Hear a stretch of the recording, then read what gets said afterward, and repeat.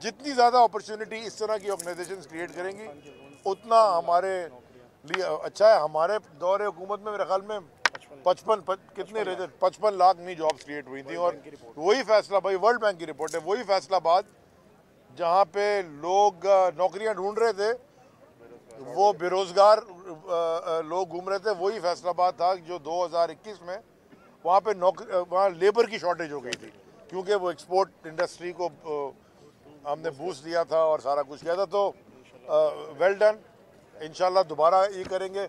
जहाँ तक मैं आपकी हेल्प कर सका, हमारी तंजीम आपकी हेल्प कर सकी है, ICMA को जस्ट एज फैसिलिटेट हम कर सके, बगैर झंडा लगाए। हम कोई झंडा ही लगाएंगे, आप लगाएं, आप करें, हम आपकी फैसिलिटेशन में खड़े हैं। Thank you very much sir. ये एक सुवेनियर है। अच्छा,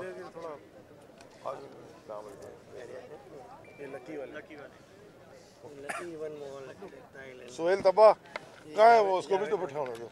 मैं तो सोच रहा था कि वो आजकल हम भी ढूंढ रहे हैं, लेकिन हम इलेक्शन जीत जाएंगे इंशाल्लाह तो हमारी वापस पक्की हो जाएगी।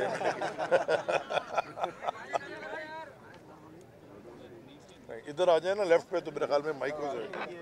सर ये रिबन कटिंग कर लेंगे? हाँ कर देंगे, जो बोलो आप। ठीक हो गया जी? ये तोशा खाने में नहीं जमा कराना आपने, वजीर नहीं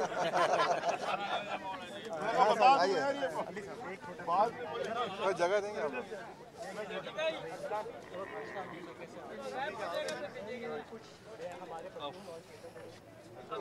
भाई यहाँ से छलांग नहीं मारी, यहाँ से नहीं मारी। और क्या सवाल पूछ रहे हैं? अच्छा जरा वो सवाल पूछ रहे आए जी, सवाल पहले पूछिए। भाई सवाल हो रहा है कि वो बिलावल की CV एक्सेप्ट होगी यहाँ पे? मैं उनके जवाब दे दूं पहले, फिर आपसे बात कर रहे थे। जी भाई, वो पूछ रहे हैं कि बिलावल की CV एक्सेप्ट होगी यहाँ पे? आप तरफ तारुफ कराते हैं, चैनल का नाम बता दें। अब तक टीवी से जी अब तक जी लाकत भाई को ये बताइएगा कि अब ज़िमनी इलेक्शन के तमाम कागजात नामजदगी तो आप लोगों के मंजूर हो गए, अब ज़िमनी इलेक्शन की जो है वो भी चल रही है, तो क्या आप समझते हैं कि यहाँ कराची में जितनी 9 सीटें आपकी खाली हुई 9 सीटें आप जीतेंगे इस दोबारा ज़िमनी इंतखाबात में? अज़्म 9 की 9 इंशाल्लाह। अगली दफा जो भी इलेक्शन होगा 21 की 21 और इंशाल्लाह अल्लाह ताला। इलेक्शन कब होते हुए देख रहे हैं? आपने तो मार्च का कहा था, मार्च करीब है। देखें मार्च में, देखें जो हालात हैं, मैं ज़रा थोड़ी सी इकॉनमी पे बात कर लेता हूँ। देखें इस वक्त बड़े मज़े की कुछ गपशप चल रही है, कोई आर्टिकल लिख रहा है, कोई फ़ोन कॉलें हो रही हैं, बड़ा डिस्कशन है टीवी के ऊपर कि जी किसी ने फ़ोन करके मुझे ये बोला और किसी ने आर्टिकल लिखवा दिया। और कोई इमरान खान बड़ा ख़तरनाक था। इमरान खान क्यों ख़तरनाक था मैं बताना चाहता हूँ। मैं एक्सेप्ट कर रहा हूँ कि इमरान खान बड़ा ख़तरनाक था, 100% एग्रीड सारे मीडिया के सामने। वो ख़तरनाक इसलिए था, इमरान खान वज़ीर आज़म के मुल्क की GDP की ग्रोथ 6% हो गई थी। वो ख़तरनाक इसलिए था इमरान खान वज़ीर आज़म के एक्सपोर्ट्स रिकॉर्ड पर चले गई थी, फॉरेन रेमिटेंसेस बढ़ गई थी, नौकरियां लोगों को दबा के मिल रही थी, लार्ज स्केल मैन्युफैक्चरिंग ऊपर जा रही थी, फॉरेन इन्वेस्टमेंट आ रही थी, IT एक्सपोर्ट तकरीबन 50-100% कितनी बढ़ गई थी। इसलिए इमरान खान खतरनाक था, पाकिस्तान के लिए नहीं, हिंदुस्तान के लिए और पाकिस्तान के सारे दुश्मनों के लिए।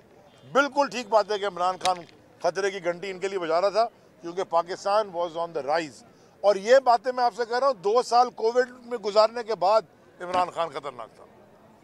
तो असल में जहाँ से ख़तरा है वो भी हो गया कि जी वो अमेरिका ने को तो इन्फॉर्मेशन दी जा रही थी यहाँ से, तो वो ख़तरनाक हो गए फिर इमरान खान साहब। तो बिल्कुल ठीक थे, ख़तरा था, पाकिस्तान को ख़तरा नहीं था।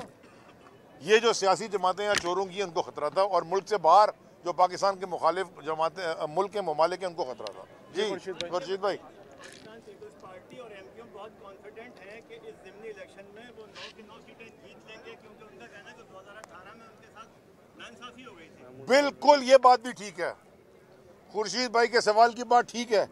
उनके साथ 1000% नाइंसाफ़ी हुई थी। नाइंसाफ़ी हुई थी कि उनको बेईमानी नहीं करनी थी। वो उनको आदत है बेईमानी करके इलेक्शन जीतने की, तो वो बात अपनी तरफ से ठीक कह रहे हैं कि उनके साथ नाइंसाफी हुई थी कि 2018 के इलेक्शन में शहर कराची में धांधली नहीं हुई, ठप्पे नहीं लगे, तो वो हार गए। अगर ऐसी इस दफ़ा भी अल्लाह करे कि बेईमानी ना हो, रिगिंग ना हो, जो ऐसे हमने लोकल बॉडी में देखी, तो दोबारा उनके साथ नाइंसाफी हो जाएगी। अच्छा, बिलावल भुट्टो जरदारी साहब भी पूरी दुनिया में, पहले तो वो सिर्फ बिलावल जरदारी है, भुट्टो तो है नहीं। आप पता नहीं कि उनको भुट्टो ज़बरदस्ती कह रहे हैं। चलें बताएं, आपकी बात का जवाब दे दो। दुनिया में घूम रहे हैं पाकिस्तान के देश को बेहतर करने के लिए, और उनकी कोई जॉब वॉब के लिए यहाँ जो आपने ये लगाया स्टॉल, यहाँ कोई जॉब नहीं मिलेगी उनके लिए? बिलावल चले मैं आपको इसका देखिए, मैं ना अमेरिका रहा हूँ ना, अमेरिका आपको पता है। वहीं से अमेरिका छोड़ के अपनी मर्जी से ही आया था। यहाँ से लोग छोड़ के अपनी मर्जी से आते हैं ना, हम वो वाले हैं जो अपनी मर्जी से आए थे, क्योंकि हमें नज़र आया एक शख्स आ गया है मैदान में जिसकी क्रेडिबिलिटी है, जो ईमानदार है, जो इन करप्शन के बुतों के सामने खड़ा होगा। तो हमने कहा ये फिर हमारा दीनी ज़मीर से भी आवाज़ दी और दीनी फ़र्ज़ भी है कि जुल्म के ख़िलाफ़ आवाज़ उठाओ। तो हम तो 1999 में से ही आके हमने यहाँ काम शुरू कर दिया था। आपके सवाल को थोड़ा दुरुस्त कर दूं, बिल्कुल बिलावल साहब पूरी दुनिया के दौरे कर रहे हैं। अपने मुल्क का भी कभी दौरा कर लें, ज़रा सिंध में हालात देख लें, उनको समझ आ जाएगी। पता चल गया ना आपको टर्की में क्या हुआ। अर्दोगान ने मना कर दिया उनके प्राइम मिनिस्टर को कि भाई आप नहीं आना, लेकिन ग्रीस का फॉरेन मिनिस्टर भी पहुंच गया और कतर का अमीर भी पहुंच गया, और उसने जाके घर भी दिए 10,000, और there is a lot of funding भी उनकी कर रहा है। और एक पाकिस्तानी, बड़े मज़े की बात है, एक पाकिस्तानी वहाँ तुर्क एम्बेसी में वाशिंगटन में जाके $30 मिलियन दे आया। बगैर अगर भरोसा अपनी हुकूमत पे होता तो हुकूमत को बोलता मैं आपको दे रहा हूँ, आप जाके मेरी तरफ से दे दें। वो डायरेक्ट ही दे आया उनको, उसको पता था कि यहाँ उसके 30 मिलियन का क्या होना है। बिलावल साहब जो घूम रहे हैं ना, वो बिल्कुल मुल्क को प्रोजेक्ट करने नहीं घूम रहे, वो अपनी ज़ात को प्रोजेक्ट करने के लिए घूम रहे हैं। वो अपनी अगली नौकरी पक्की करने घूम रहे हैं। वो समझ रहे हैं उनकी नौकरी का ताल्लुक वहाँ से है। वो यहाँ इलेक्शन जीतेंगे, इंशाल्लाह देखेंगे कि लाड़काना में भी उनको शिकस्त होगी इंशाल्लाह। Thank you. बोल उड़ाएगा सबका होश, भूल जाएंगे सब अपना जोश। देखिए पाकिस्तान की सबसे बड़ी PSL ट्रांसमिशन सकलैन मुश्ताक, रमीज राजा, सुहेब अलवी, जमील फारूकी और फहीम खान के साथ खेल का जुनून, रोजाना रात 11 बजे सिर्फ बोल न्यूज पर। सब्सक्राइब करें और बेल दबाएं ताकि कोई खबर रह न जाए।